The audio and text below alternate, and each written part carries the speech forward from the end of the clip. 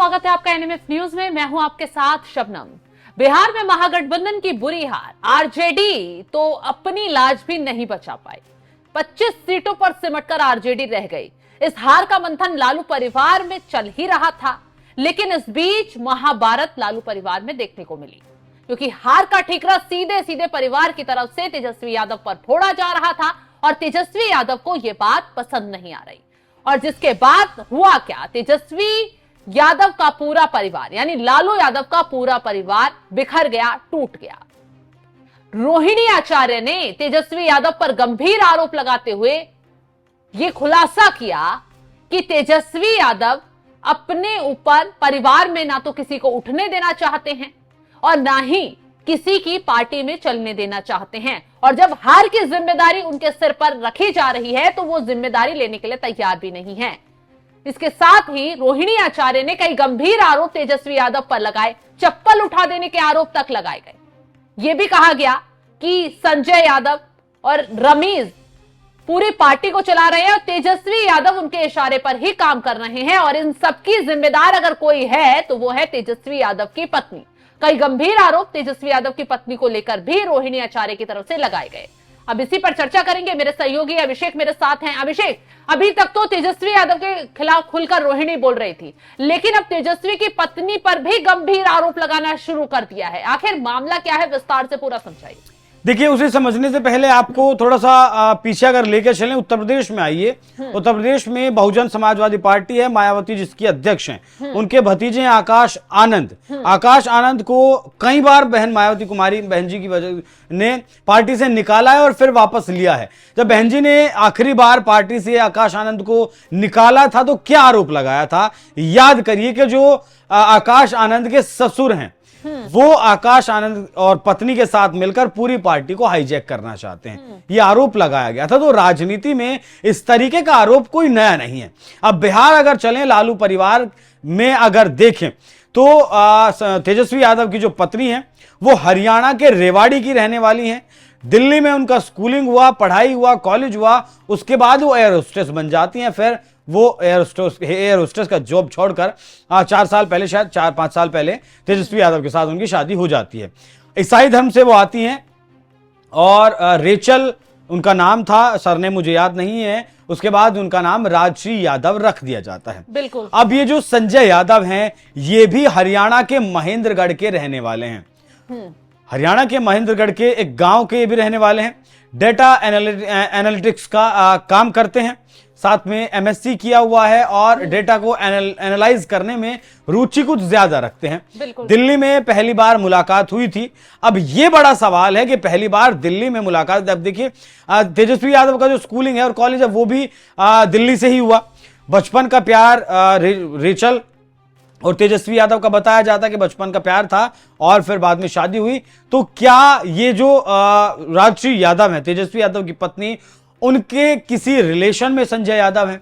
क्या संजय यादव की जो मुलाकात है वो राजश्री के जरिए ही तेजस्वी यादव से हुई है, तभी जाकर इतना जो दोस्ती है वो प्रगाढ़ हुई है? पिछले 10 साल से संजय यादव तेजस्वी यादव के साथ हैं और धीरे धीरे आज वो तेजस्वी यादव के बाद सेकंड इन कमांड बन चुके हैं। टिकट बांटने की बात हो, सिंबल देने की बात हो, जिला अध्यक्षों की नियुक्ति करने की बात हो, कहां क्या करना है वो हर काम संजय यादव देखते हैं। तेजस्वी यादव का जो दिल्ली ने जब आरोप लगाए तो ये रमीज का और संजय का नाम लिया, उसके बाद उन्होंने परिवार में मारधाड़ के आरोप भी लगाए। बावजूद उसके तेजस्वी यादव की तरफ से ना तो कोई बयान सामने आया, ना इस पूरे मुद्दे पर सफाई दी गई। ये तक कहा गया कि संजय यादव की इतनी पार्टी में चलती है कि हर चीज वही तय करते हैं, परिवार के किसी सदस्य को इन्वॉल्व तक नहीं किया जाता। उन लालू यादव को भी इन्वॉल्व नहीं किया जा रहा है, जो पूरी पार्टी का सर्वे सर्वा है उन्हें भी इस पूरे मामले से दूर कर दिया गया है। वो भी चुप्पी साधे बैठे हुए हैं। तो सवाल यही उठ रहा है कि आखिर तेजस्वी यादव ने संजय यादव को इतना ज्यादा तवज्जो क्यों दे रखी है? वही मैं कहने की कोशिश कर रहा हूं, वही समझाने की कोशिश, वही समझने की कोशिश हम कर रहे हैं कि दिल्ली में जो मुलाकात संजय यादव की हुई, क्या कोई रिश्तेदारी का कनेक्शन है या फिर रेचल का कोई पारिवारिक दोस्त संजय यादव हैं जिसकी वजह से तेजस्वी यादव इतना ज्यादा भरोसा करने लगे? देखिए, ये अक्सर होता है जिस तरीके से मतलब एक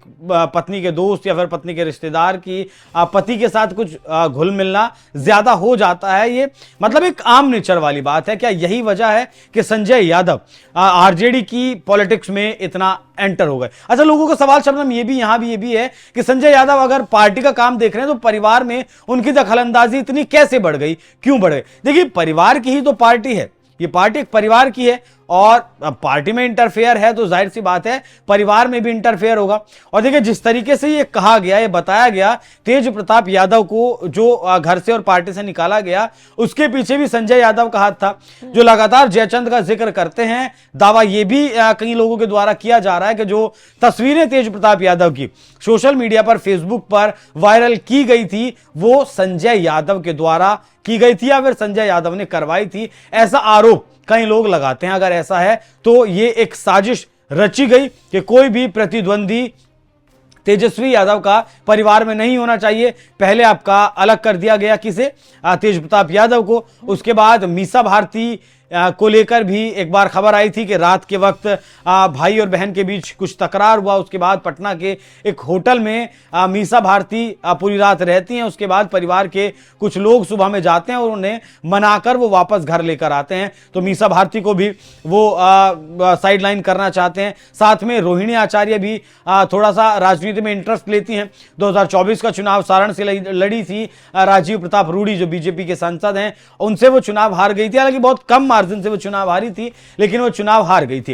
ये जो तकरार घर में हुआ, इसमें ये भी आरोप लगाया गया और ये रोहिणी आचार्य ने खुद अपने ट्विटर पर बताया है कि किडनी देने के बदले में मैंने करोड़ों रुपए लिए हैं, टिकट लिया है, चुनाव लड़ा है। ऐसी गंदी भाषा का भी इस्तेमाल उनके खिलाफ किया गया है। तो मतलब टिकट लेना या फिर करोड़ों रुपए लेना एक शायद पिता की जिंदगी से बढ़कर नहीं हो सकता। अगर ऐसा है भी, वैसे तो ऐसा होना नहीं चाहिए। जिस बेटी ने अपने पिता के बारे में नहीं, अपने पति से नहीं पूछा, अपने बच्चों के बारे में नहीं सोचा, अपने पिता को किडनी का ट्रांसप्लांट करवाया, वो बेटी एक टिकट के लिए और कुछ करोड़ रुपए के लिए ऐसा कुछ होगा, वैसा कुछ समझ नहीं आता। तो सारी कहानी यही है कि परिवार में तेजस्वी यादव का कोई भी कंपटीटर ना हो, कोई भी चुनौती देने वाला ना हो। और अब यहाँ पर तेज प्रताप को जैसे घर से निकाल दिया गया, पार्टी से निकाल दिया गया, उसके बाद उन्होंने अलग पार्टी बनाई। अब जैसे ही ये नया विवाद निकलकर सामने आ जाता है, परिवार पूरी तरह बिखर जाता है। जैसे ही रोहिणी आचार्य घर से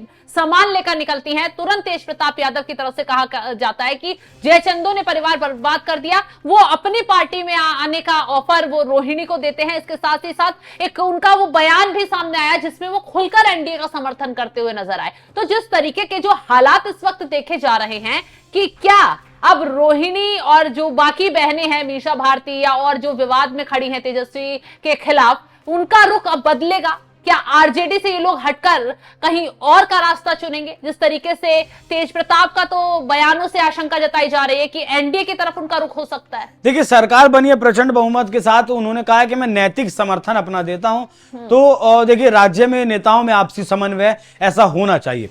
लेकिन यहां एक बात समझिए आप, जब तेज प्रताप यादव ने जेजेपी का गठन किया, जन लोक शक्ति पार्टी जब उन्होंने बनाई, तो कुछ कैडर आरजेडी का ही वो तोड़कर अपने पास लेकर आए होंगे। बिल्कुल। अब अलग से तो नेता नहीं लाए होंगे, कुछ आरजेडी के नेता लेकर आए होंगे। अब ऐसे में जिस तरीके से रोहिणी आचार्य को उन्होंने अपनी पार्टी का राष्ट्रीय संरक्षक बनाने की बात कही है, ऐसा ऑफर दिया है और यह भी कहा है कि जल्द ही वो मुलाकात भी रोहिणी से करेंगे और शायद हो सकता है कि फोन वगैरह पर अब उनकी बहन से उनकी बात हुई होगी। तो देखिए, एक छोटा सा लॉजिक समझिए, कुछ कैडर को तेज प्रताप यादव लेकर आए होंगे। मीसा भारती भी राजनीतिक तौर पर पूरी तरीके से परिवार में एक्टिव है, वो भी चुनाव लड़ी थी और हार गई थी। हालांकि फिर उन्हें राज्यसभा में भेजा गया, वो एक अलग बात है। लेकिन अगर वो तेज प्रताप की पार्टी के साथ आती हैं तो वो भी कुछ कैडर लेकर आएंगी।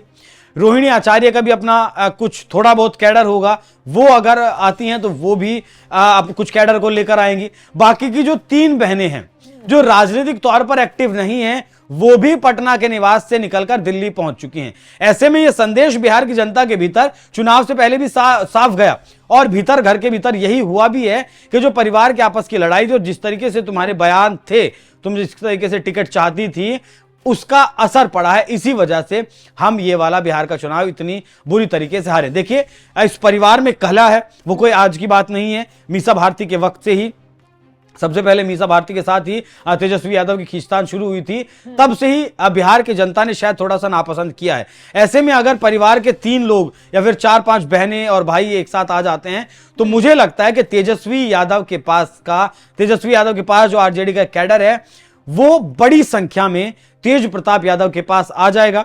देखिए, जो आरजेडी का मुस्लिम यादव समीकरण है वो लालू यादव का पैठ वोट बैंक है, तेजस्वी यादव का भी वो नहीं है। आरजेडी मतलब लालू यादव के बाद आरजेडी मतलब तेजस्वी यादव हो सकता था अगर परिवार में इस तरीके की कलह नहीं होती। तो तेजस्वी यादव का एक इमेज जो बिल्डअप हुआ है इस पूरे घटनाक्रम के बाद वो बिहार की जनता में बहुत गलत हुआ है। ऐसे में मुझे लगता है कि तेज प्रताप यादव यहां से उभर सकते हैं और वो तेजस्वी यादव को आने वाले वक्त में टक्कर दे सकते हैं। चलिए, बिल्कुल तो सही कहा आपने। जो जिस तरीके से बगावत लालू परिवार में चल रही है और परिवार टूटकर बिखर गया है, रोहिणी, मीशा सब अलग होकर दिल्ली पहुंच चुके हैं और यहां गंभीर आरोप तेजस्वी यादव की पत्नी संजय सिंह और रमीज पर लगाए जा रहे हैं। रोहिणी आचार्य का यही कहना है कि इन लोगों ने उनसे खुलकर अपमानित किया, उन्हें घर से बाहर निकाला, उन्हें अपशब्द कहे, उनकी तरफ चप्पल उठाई गई, उन्हें मारने की कोशिश की गई। तमाम गंभीर आरोप वो लगाती हुई नजर आ रही हैं। अब ऐसे में तेज प्रताप यादव ने खुला ऑफर अपनी बहन को भी दे दिया है और जिस तरीके से वो एनडीए की तारीफ करते हुए नजर आ रहे हैं, तो इस लालू परिवार की सियासी लड़ाई में कई अहम इशारे भी निकलकर सामने आ रहे हैं। अब खैर, ये लड़ाई कहां तक पहुंचती है, क्या इसमें नया बवाल निकलकर सामने आता है, देखने वाली बात होगी। फिलहाल इस खबर को लेकर आप क्या राय रखते हैं, कमेंट बॉक्स में जरूर बताइएगा। तमाम बड़ी खबरों की अपडेट के लिए आप हमारे साथ जुड़े रहें। नमस्कार।